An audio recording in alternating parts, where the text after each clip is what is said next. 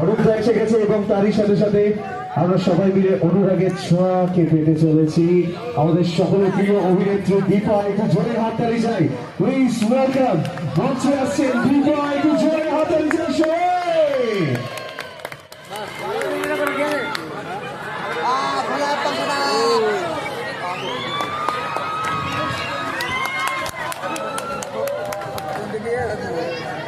একটু জোরে হাততালি চলতে থাক সবাই, সবাই হাততালি জোরে চলতে থাক সবাই।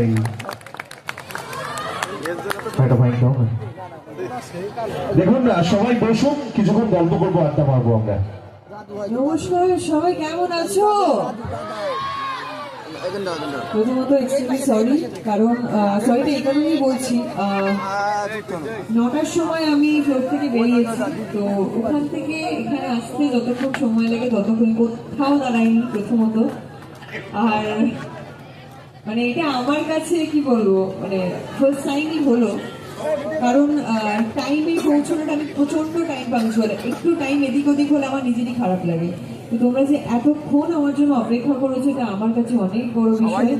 প্লিজ নিজেদের জন্য একটা জোরে হাততালি হয়ে যাক।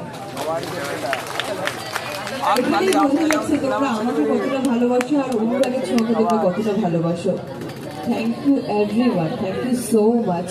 আচ্ছা, অনুরাগের ছোঁয়াটা দেখা হচ্ছে তো? দেখছো? একটু হাত তুলো তো দেখি।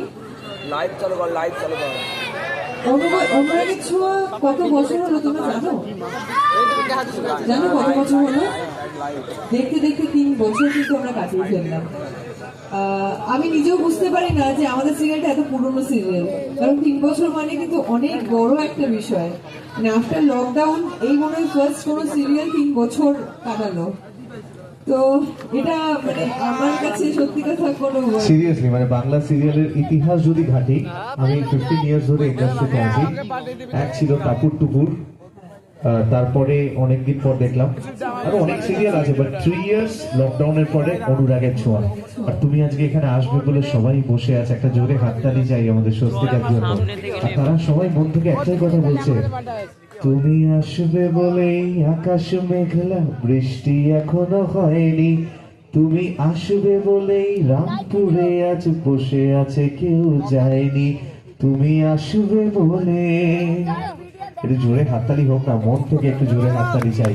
এই হাততালিটা একটু অনুরাগের ছোঁয়া হয়ে থাকবে। আমি আবারও বলছি, নিয়মিত ভাবে শুটিং থাকলে বেরোতে বেরোতে 9টা, কলকাতার জ্যাম জট পেরিয়ে হাই রোডে আস্তে আস্তে একটা সময়, তারপর কুয়াশার সাথে যুদ্ধ করে আসতে গেলে একটু সময়ের প্রয়োজন হয়। বড় কথা, আমি একটু আগে বেরোনোর চেষ্টা করেছিলাম, কিন্তু